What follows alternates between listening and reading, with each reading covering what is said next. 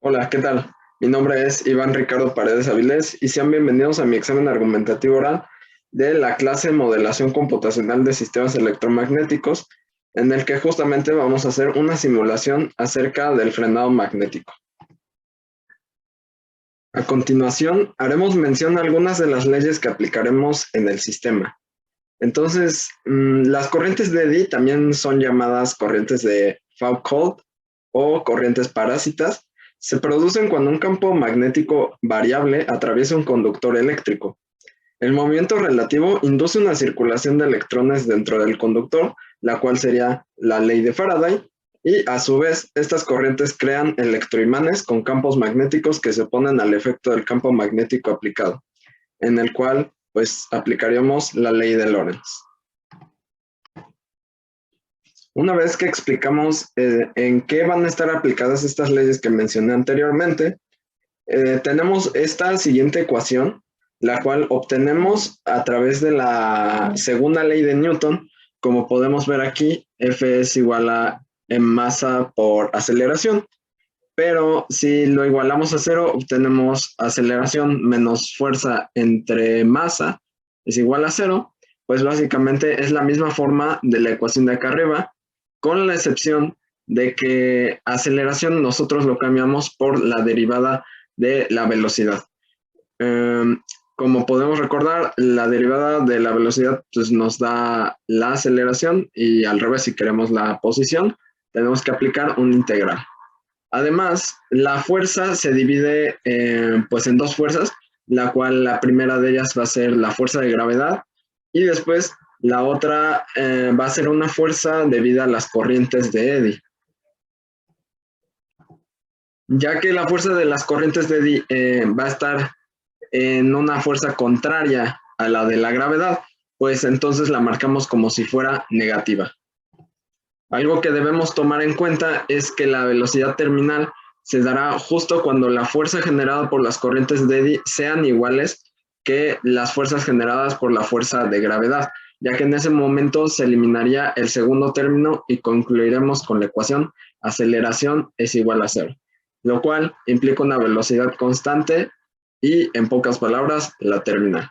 Finalmente, cuando la velocidad inicial de la góndola es mayor que la velocidad terminal, tendremos una aceleración contraria al movimiento, o en otras palabras, una desaceleración, lo cual dentro de nuestra ecuación implica que el segundo término es positivo. Por lo tanto, tenemos esta condición, y de esta manera, ya que el segundo término es positivo y al despejar la aceleración, obtendremos un resultado negativo, es decir, en dirección contraria al movimiento, y desde el marco de referencia y convenciones que establecimos originalmente. Esto significa que va a llegar un punto en el que el objeto va a experimentar una fuerza justo, en vez de ir hacia abajo como la gravedad, va a experimentar una fuerza hacia arriba, creando este frenado que nosotros queremos modelar en MATLAB. Después de ello, ahora pasamos al código del entregable 1, que fue la primera parte de toda nuestra simulación. Entonces, iniciamos el código con nuestros datos iniciales. También definimos las dimensiones de la gráfica para la simulación, el espacio para guardar el campo magnético en los componentes X y Y, y creamos una malla, ya sabemos que con el comando meshgrid.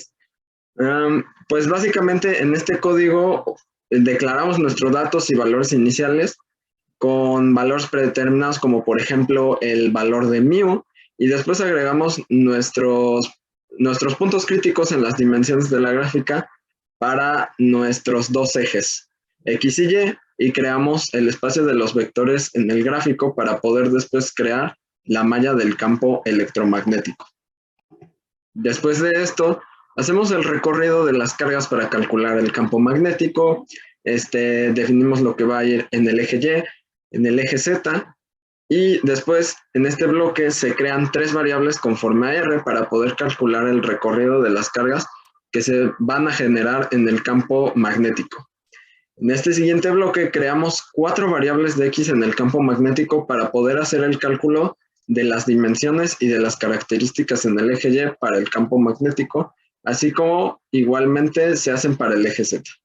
Después de ello, tenemos la graficación con Quiver, que ya sabemos que Quiver es la función de MATLAB que nos dibuja las flechas. Bueno, justamente las podemos ver acá abajo. Y el título y ejes para la gráfica. Y como yo les decía, Quiver nos ayuda a ver las flechas para ver este campo vectorial que nos ayuda a interpretar mejor el campo magnético. Ahora que ya tenemos la parte 1 de nuestro código, llegaríamos a la parte 2, en la cual pues asignamos el largo de la varilla, que serían, pues aquí están las medidas, 0.3, que serían 3 centímetros, ya que las medidas deben estar en metros, y asignamos la posición del móvil M para la varilla de cobre calibre AWG12, la cual, pues como vemos aquí, es toda esta expresión, la definimos en la variable m, y después asignamos también la masa de carga del rodillo de madera, la cual pues también sería toda esta expresión, la definimos acá abajo en el código, y también asignamos la masa equivalente. Una vez que tenemos esto, ahora podemos empezar a definir nuestro método de Runge-Kutta de cuarto orden, en el cual primero debemos definir el número de pasos a calcular m y el paso dt. Aquí abajo pues tenemos m1000, dt 0.01. Definimos el número de pasos para graficar la malla. Definimos también las condiciones iniciales con esta función que sería de MATLAB ceros. Llenaría una matriz llena de números ceros, pero sería como una matriz vacía para empezar a meter nosotros diferentes valores. También definimos los puntos de muestra y después se encuentra el muestreo más detallado sobre el rango X. Inicializamos XRK como 1, m más 1 con ceros y XRK es igual a 10 por 10 a la menos 3. Calculamos las fórmulas para I es igual a 1 a m iteraciones. Como podemos ver aquí es un ciclo for, en el cual pues aquí básicamente son todos los pasos del método de Runge-Kutta que vamos a calcular. Recordemos que esto se hace por iteraciones, es decir, el método de Runge-Kutta va a realizar un cálculo por ciertos pasos definidos, como lo haría un método numérico, que justamente eso es lo que es. Y aquí pues básicamente definimos todos los parámetros para este método. Después de ello, pues terminamos el ciclo con la función, con el comando end, y tenemos aquí una condicional para detener las iteraciones si es XRK es mayor a 0.6. Después desplegamos los resultados de la posición en el riel y los resultados de la velocidad en el riel. Al final usamos la función subplot, plot y todos estos parámetros para la gráfica, justamente para generar la gráfica. Y el resultado serían las siguientes dos gráficas de aquí. Como podemos ver en las gráficas, tenemos una de la posición en el riel con respecto al tiempo y la velocidad con respecto al tiempo igualmente. Nos damos cuenta de que la góndola empieza a bajar la posición desde estar en lo más alto, llega hasta 0, pero en la velocidad observamos un comportamiento un poco diferente. Se ve que la velocidad igualmente va disminuyendo, pero a un ritmo pues un poco acelerado en esta parte, pero aquí es el momento en el que se frena. Por último, tendríamos la tercera parte de nuestro código. Entonces, pues empezamos. Lo primero era el tiempo inicial, que va a ser 0. El tiempo final va a ser 12. Vector tiempo, lo definimos también. Altura inicial para z en t, y la cual va a ser de 0.5. Pues como vemos, primeramente declaramos las condiciones iniciales y después pasamos con, por ejemplo, para definir la primera derivada de dz dt.